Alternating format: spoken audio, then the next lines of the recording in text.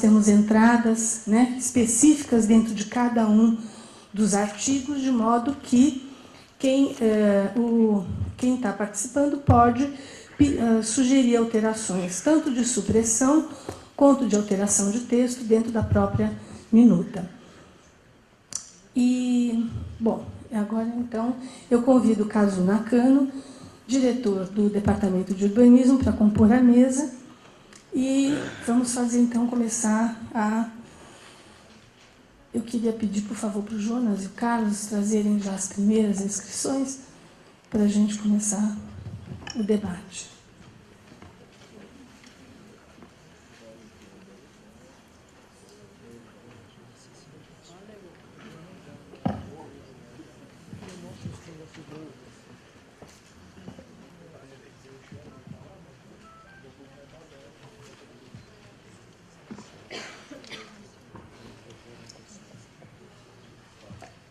Então, informo vocês, nós já temos 18 inscritos, né?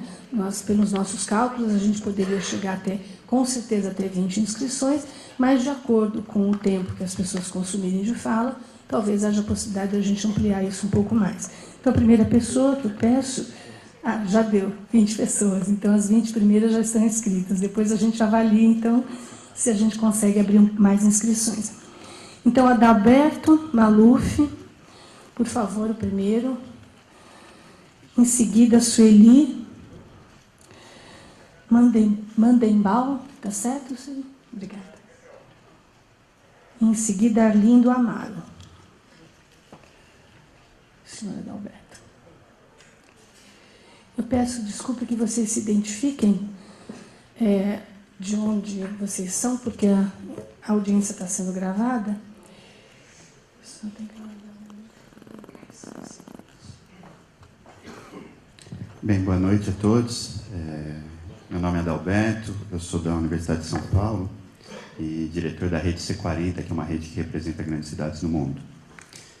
Primeiramente, eu gostaria de parabenizar o secretário, toda a secretaria por todo esse processo. Venho há 10 anos trabalhando com política pública em várias cidades do mundo e realmente eu acredito que o processo todo foi um processo muito amplo, democrático, aberto. O plano diretor, de alguma maneira, a minuta me parece inovadora em trazer alguns conceitos, né, em especial a prioridade de transporte público, aproximação do emprego e trabalho e moradia. Mas é claro que, como todo plano, todo papel, né, ele, quanto mais detalhado e definido, facilita a implementação no futuro, que a gente sabe que esse é o grande gargalo. Em especial desses instrumentos urbanísticos mais inovadores, né, aí, digamos, a arrecadação de bens abandonados, que é previsto pelo Código Civil, mas ainda muito pouco feito, IPTU progressivo, o parcelamento, edificação e utilização do solo. Eu não sei se talvez fosse interessante definir com maior claridade quando eles poderiam ser aplicados. Porque a gente sabe que, na prática, tudo tende a ir para o judiciário, né, e tudo acaba sendo tão difícil. Então, seria bom se a gente pudesse ter ou sanções, penalidades, descrições melhores para que esses instrumentos inovadores pudessem sair do papel. Em especial relacionados à cota de solidariedade também. A gente vê aí Nova York, tantas cidades grandes pelo mundo utilizam isso, de grandes empreendimentos, terem a obrigatoriedade de fazer moradias mais baixa renda dentro desse empreendimento para poder viabilizar essa interação social. E, em especial porque algumas coisas, é claro, a lei do zoneamento, muita coisa vai ter que ser definida posteriormente, mas é bom que a gente defina algumas coisinhas. Então, por isso eu vim trazer algumas sugestões específicas sobre os artigos, até porque eu peço desculpa, não deu tempo de enviar pela internet, achei que era muito mais fácil vir aqui dar uma estudada e fazê-las.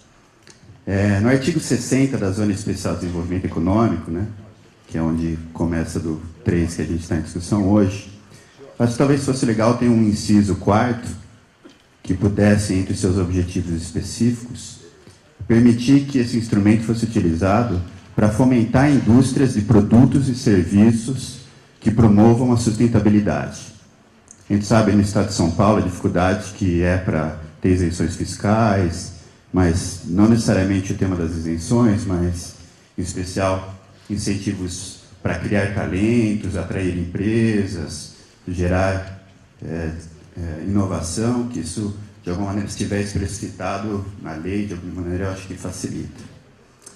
No artigo 62, em redes de estruturação urbana, até talvez no artigo 60, deixar escrito a necessidade de se criar uma política para fomentar o crescimento verde ou o crescimento sustentável. Muitas cidades que eu venho trabalhando criam o do Green Growth, uma estratégia para integrar a política pública de eficiência, de talentos e empregos verdes. De alguma maneira a gente coloca lá, depois a prefeitura tem que correr atrás para criar. Então, já no artigo 62 de Rede de Instrução Urbana, eu acho que a minuta evoluiu muito na questão do adensamento, do índice construtivos ao redor do metrô e do ônibus, mas eu também gostaria de ver alguma coisinha sobre as médias densidades. Hoje, os urban corridors, que o pessoal vem trabalhando tanto. Porque se a gente só tem a alta densidade perto da estação e ao redor do corredor, existem outros corredores que média intensidade são muito importantes. Sim, tem. Em especial, obrigando a questão da calçada e do primeiro e do segundo piso serem utilizados para comercial e uso misto. Então, só finalizando também um pouco mais de claridade em relação a esses instrumentos já consagrados, a operação urbana, por exemplo, no qual até hoje os recursos gerados pelos CEPACs não são investidos para o transporte público e para o transporte não motorizado. Quem sabe até a questão da área de abrangência, que hoje a gente tem operação com muito recurso, mas não tem projeto bom para investir. Então, quem sabe expandir para o sistema um pouco mais próximo. E só para finalizar, o último artigo aqui, que eu acho que é uma coisa que seria interessante, logo no começo, no artigo 7º, que a gente fala dos objetivos principais do plano diretor, no inciso 8º e no 9º. O 8º do transporte público, eu acho que seria interessante a palavrinha não poluente. Fomentar o transporte público não poluente. Porque, de alguma maneira, logo no seu primeiro artigo dos objetivos, isso fica explicitado. E a última, para finalizar, onde a gente fala de mitigação e compensação dos grandes empreendimentos, também só colocar um adicional de que esse investimento seja feito no transporte público e não motorizado, para que aí a gente não corra o risco de acabar investindo em outras ações que não priorizam aquilo que é bom. Obrigada, Adalberto. Sueli, por favor. E vou combinar com vocês o seguinte, quando eu vou controlar o tempo, aos 4 minutos eu aviso, Então aí você já tem ideia de que vai faltar só mais 1 minuto, tá certo? Por favor, Sueli. Boa noite, meu nome é Sueli Mandelbaum, eu sou do Movimento Defenda São Paulo e eu represento o Defenda na Comissão Executiva da Operação Urbana Centro. E, bem, eu gostaria de falar então do artigo 121, da concessão urbanística, e que também poderia enquadrar o artigo 75 do consórcio imobiliário na mesma questão. Bem, eu queria solicitar para que a concessão urbanística fosse excluída do plano diretor estratégico, pelas seguintes razões. Primeiro, ela entrou no plano de 2002, ela foi aprovada porque ninguém sabia o que era. Então, ela passou assim. E ela realmente é um instrumento que interessa muito aos agentes imobiliários, mas que não interessa nada à população. Haja vista o que aconteceu com o nefasto projeto Nova Luz, que o Kassab tentou impingir aqui na cidade. Bem, aquele projeto que eu conheço bem, ele evoluiu para um conteúdo e fiquei meio assombrada de encontrar esse conteúdo, que era a última etapa da participação dos proprietários, não sei o quê. Esse item 121 é um resumo do projeto Nova Luz. E que eu saiba, o prefeito Fernando Haddad pendurou o projeto Nova Luz. O vereador Nabil Bonduque, do mesmo partido, entrou com um projeto de lei para cancelar a Lei 14.918 de aplicação no bairro Santa Ifigênia. Aí volto a dizer, eu vejo tudo aquilo aqui, eu até acho, desculpe a linguagem, que entrou de gaiato no plano. Acho imprescindível que seja excluído. Vou explicar por quê. É simples, é um plano de... Esse tipo de proposta de concessão urbanística só interessa ao mercado imobiliário, é higienista, é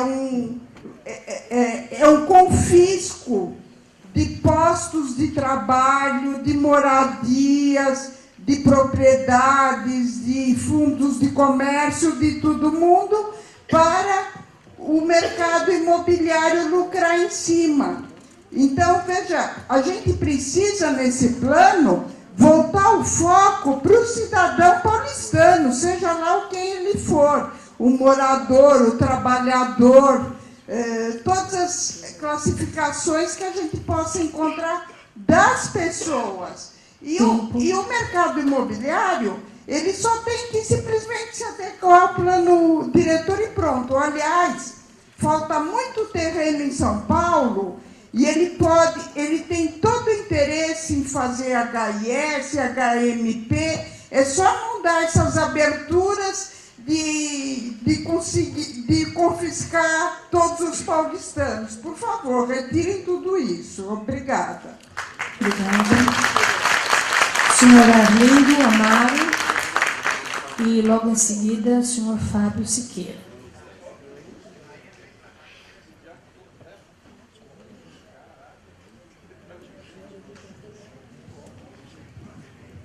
Boa noite a todos. Meu nome é Arlindo Amaro, sou da região do Ipiranga.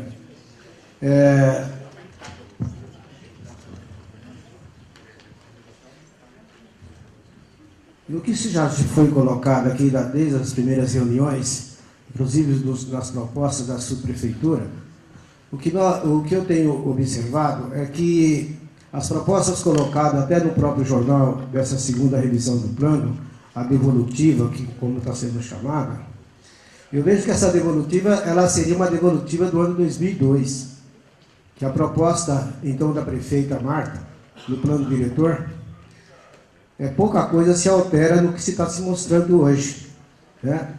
E vocês podem observar que o prefeito Haddad entrou agora no dia 1º de janeiro, ele tem 4 anos para ficar aí na prefeitura.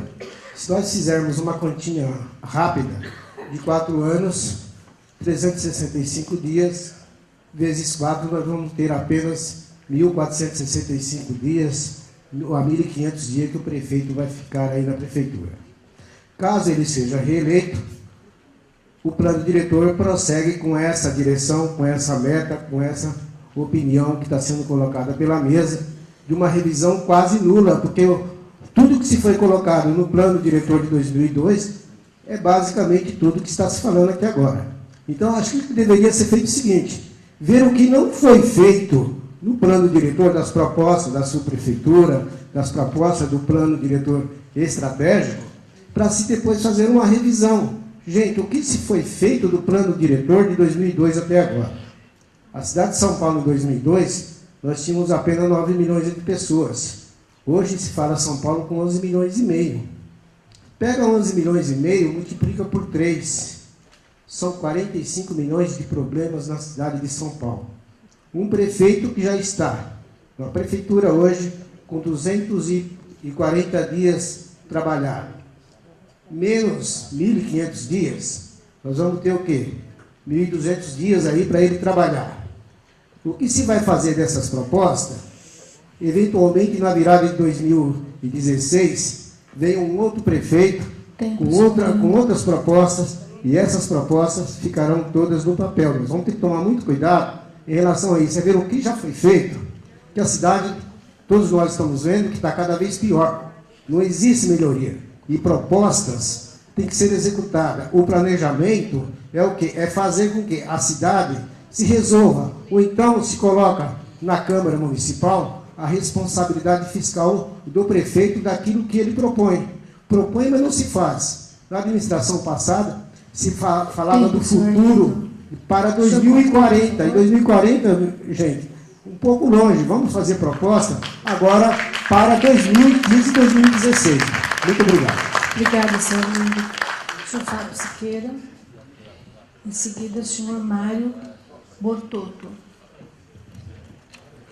Boa noite a todos e todas, munícipes da cidade de São Paulo, interessados aqui na discussão do plano diretor, agora em 2013, para daqui, perspectiva de 10 anos. Meu nome é Fábio Siqueira, munícipe do bairro da Saúde, Vila Mariana, e membro do movimento de apoio e continuidade do Orçamento Participativo de São Paulo. Saúdo à mesa, secretário Fernando Melo, assessores Núria, Cazu, alunos, discentes, docentes, professores da Universidade de 9 de Julho, Uninove, que está se criando este evento.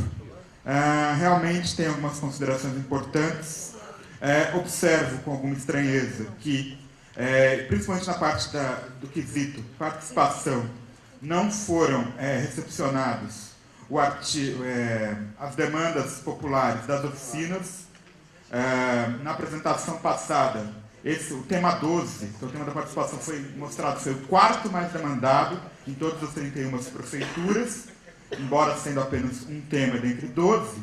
E no quesito da participação, a gente observa a exclusão de temas como orçamento participativo, a participação da população no orçamento de forma direta, e também, como está na lei federal, a gestão orçamentária participativa, que estava, inclusive, no artigo 2º, parágrafo 2º, inciso 5º da lei atual, da lei de 2002, sumiu do processo. E, de acordo com a estatística, em 7 regiões, as propostas mais votadas incluíram o orçamento participativo. Em mais 17, incluíram o tema 12 entre os mais votados. Portanto, esse tema tem que voltar na pauta. Eu já coloquei. Muito obrigado. Ou a população participa do orçamento, ou a corrupção vai continuar. Essa é a questão. Essa é a questão. Muito claro isso daí. Participação democrática, livre, deliberativa, suprapartidária, mas participando do orçamento. Portanto, solicitamos a devolução do orçamento participativo. Eu já coloquei eletronicamente nesses 4 tópicos, que é o artigo 32, 2C, 41, inciso 4, 80, inciso 4, 263, parágrafo único da lei em vigor, da lei 13.430. Portanto, devolvam, por favor, este tema. Senão vai desmoralizar as 31 plenárias das prefeituras. Tá? Por favor. Elegi o voto no Haddad para poder fazer OP, e não fazer consultivo. Próximo tema. Questão das ex. O artigo 50, parágrafo 1º, coloca uma coisa perigosa. Faculta ao prefeito um decreto para dizer o que é ZEI e o que não é ZEI. Não pode ser decreto, não. Tem que ser lei. Tem que passar pela Câmara Municipal. Porque a gente sabe que em gestões passadas, por exemplo, em 2006, a ZEI de Pinheiros desapareceu. Portanto, e olha que não tinha nem decreto. Imagina se facultar por decreto. Então, portanto, que seja com autorização do Conselho Municipal de Habitação, mas que seja lei. Não pode dar um poder para o prefeito em relação a uma conquista da população, que são as zonas especiais de interesse social. Questão das operações urbanas. Na Vila Mariana, no último sábado, com pesar, foi declarado que vão acabar as operações urbanas novas. Jacopêssego, Carandiru, Vila Maria, Pirituba. É uma baita injustiça. Vocês consultaram a população lá de Itaquera, São Miguel, para tentar extinguir a Jacopêssego? Tem, professor. Terminando. Portanto, solicitamos a devolução do artigo 225 da lei de 2002, que cita quais são as operações urbanas. Por fim, a questão do idoso. Existe no artigo 38, parágrafo 1º da lei anterior, aliás, em vigor, a citação ao Grande Conselho Municipal do Idoso e aos conselhos tutelares. Eu queria saber quem autorizou a gestão em tirar o Grande Conselho Municipal do Idoso do plano diretor. Isso é um extremo desrespeito ao segmento do idoso na cidade de São Paulo.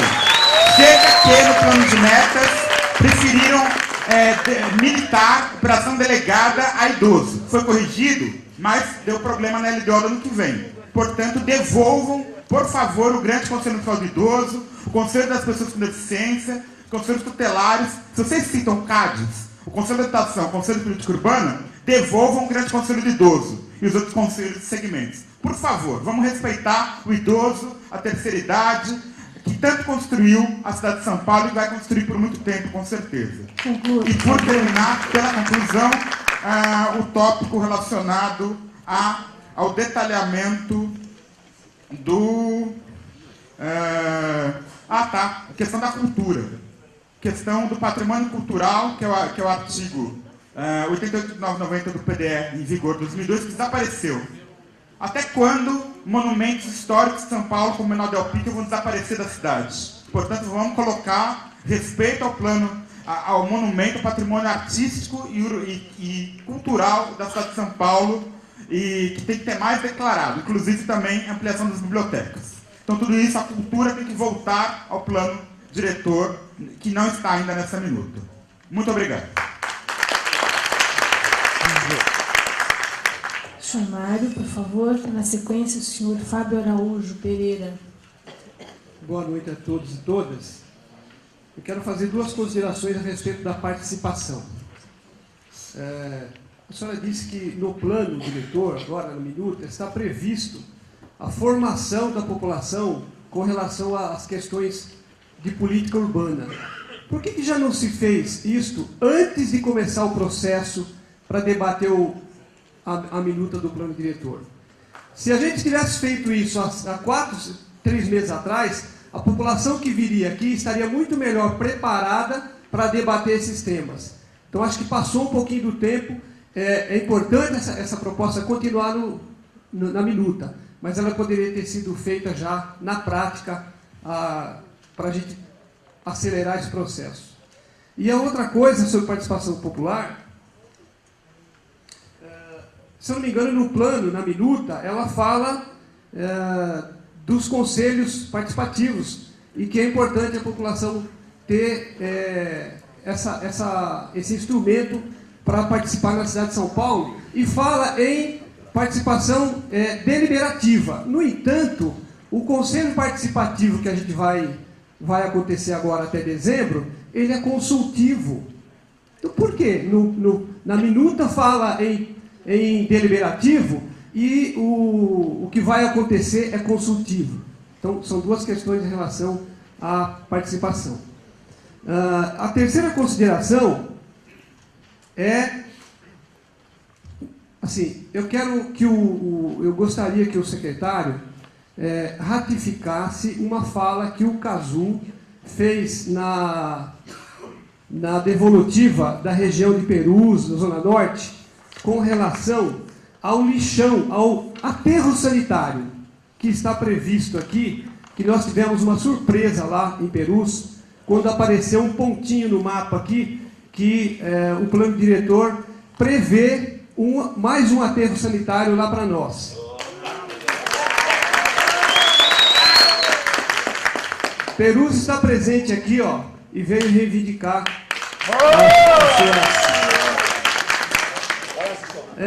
nós sofremos 27 anos com aterro Bandeirantes. Nós não aceitamos nenhum outro equipamento que venha nesse sentido a prejudicar o bairro, porque, inclusive, ele vai na contramão da política de resíduos federal. A lei federal fala em não se construir mais aterros sanitários, ou se construir pequenos aterros.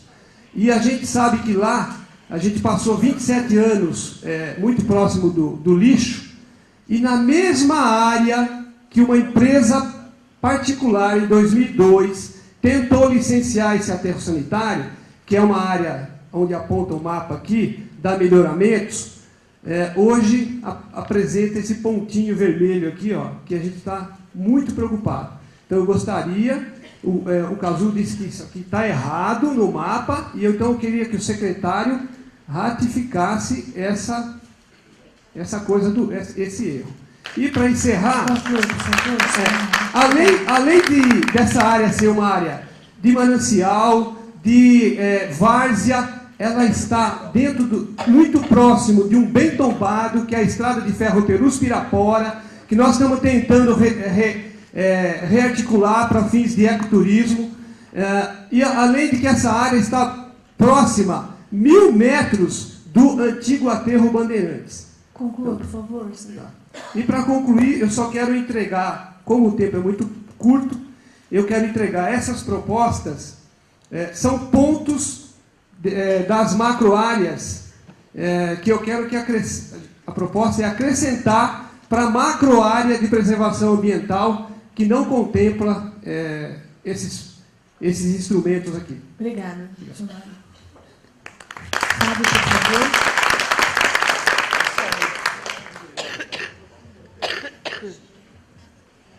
Boa noite a todos, boa noite à mesa. Meu nome é Fábio Araújo Pereira, sou conselheiro do CADES Penha, Conselho de Verde e Meio Ambiente da Subprefeitura Penha.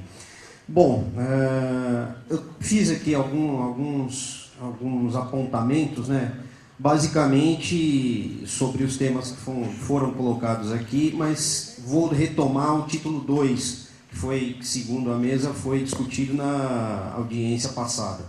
Mas vamos começar pelo título 5, que é a gestão democrática e sistema municipal de planejamento municipal. Né? Tem algumas questões aqui que eu gostaria de pontuar e que pudessem ser contemplados. Por exemplo, tem lá, a partir do artigo 239, no capítulo 6, a instituição de instrumentos de planejamento, mas não está descrito lá claramente de quanto em quanto tempo todas essas informações vão ser devidamente atualizadas ou revisadas. Então, eu acho que seria interessante colocar um período, um prazo, mesmo que fosse anual ou bienal, alguma coisa assim. Também, uma coisa que seria bastante interessante, né, no título 5, estão colocando muito a questão da participação popular, mas não estão garantindo o munícipe isoladamente, em algum caso particular dele, fazer um questionamento e ter um prazo para que aquele questionamento dele seja devolvida uma resposta da municipalidade. E isso viabiliza principalmente a questão da fiscalização pelo cidadão individualmente dos instrumentos e da aplicação do plano diretor na sua área, no seu bairro, tudo isso. Eu acho que seria interessante fomentar essa questão da fiscalização individual do cidadão dos instrumentos e da aplicação do plano diretor. No título 2, né, que é do ordenamento territorial, tem algumas coisinhas que eu acho bastante interessantes que deveriam ser contempladas. Não há uma garantia expressa e clara de que em algumas áreas de ZEIS, os moradores que já estão morando naquelas áreas de ZEIS possam participar e continuar morando no empreendimento novo que será implementado nessa área de ZEIS. Isso não está claro, não está colocado de uma maneira visível lá. Uma outra questão também, fala-se muito na questão dos perímetros de ZEIS e tal. É interessante se fazer uma ampla revisão dos perímetros de ZEIS. Hoje, há perímetros de ZEIS que foram instituídos lá em 2002, eles não eram, por exemplo, ZEIS 1, eles não eram caracterizados como ZEIS 1, mas foram colocados lá. Tem loteamentos que são regularizados, já tem gente morando lá, não tem como você fazer um rearranjo de ZEIS lá e sem que você tire as pessoas que efetivamente estão morando lá. Né? Uma outra questão também, revisão de todas as leis de melhoramento viário já feitas em São Paulo, que a gente tem um problema muito grave, que é o seguinte, vem uma lei de melhoramento viário, determina que o viário vai ter 12 metros, depois, com o tempo, muda-se o projeto, fica com 6, e os imóveis que estão ali não conseguem ser regularizados. Né? Sim, só terminando. Uma outra coisa também no título 2, no 2 ou no 3, né, que é a questão ambiental, não está garantido e não está claro que todo esse adensamento, essas novas construções que serão feitas, elas terão um viés de sustentabilidade. Utilização de luz solar, utilização de água de reuso, água de subsolo, telhado verde, a gente não tem isso claro, não tem um instrumento e nem uma colocação clara de que isso venha a se transformar em realidade. Ok? Muito obrigado. Obrigada. Eu cometi uma falha, que eu chamei 6 pessoas ao invés das 5 que nós havíamos combinado. Então, peço desculpas ao plenário. Então, agora retoma para a mesa as colocações. Eu poderia começar a responder? Rapidamente, só pontuar algumas coisas que foram ditas. Eu vou controlar o tempo para que a mesa também não fique muito tempo nas respostas e a gente possa retomar para o plenário. Então, só rapidamente pontuar o que foi colocado em relação ao sistema ao orçamento participativo. Nós temos hoje uma gama de instrumentos, instâncias, mecanismos de participação que a avaliação que a gente tem feito junto à sociedade é que isso, inclusive, tem esgotado a sociedade, porque as pessoas querem participar, têm um grande desejo por colocar suas reivindicações e, enfim, e também participar das decisões, só que a gente tem muitos, e eles não estão articulados. Então, por que a gente fez a opção de não prever ainda? Porque o governo está num processo de criação e de levantamento de todo esse processo, avaliação de todas as instâncias, para a gente pensar em conjunto com todos os conselhos que já existem, né, com todas as instâncias participativas que já existem, a gente pensar um sistema de participação. Então, o que significa um sistema de participação? Significa que a gente teria que ter uma forma em que todos os mecanismos e as instâncias estivessem articuladas e se conversassem. E que a gente pudesse ter, de fato, a interligação das políticas enfim, e de todas as instâncias. Então, por isso a gente optou por enquanto, ainda não colocar isso, porque a ideia é retomar essa discussão na criação desse sistema, na estruturação desse sistema. E a Prefeitura não pretende realizar isso de forma isolada. A gente quer fazer isso junto com todos os conselhos participativos que já existem, né? Os setoriais e tudo mais. Com relação à ponderação que foi feita do Conselho de Idosos, tal, isso também está no mesmo processo. A gente nós temos que, de fato, ter uma articulação de todos os conselhos existentes.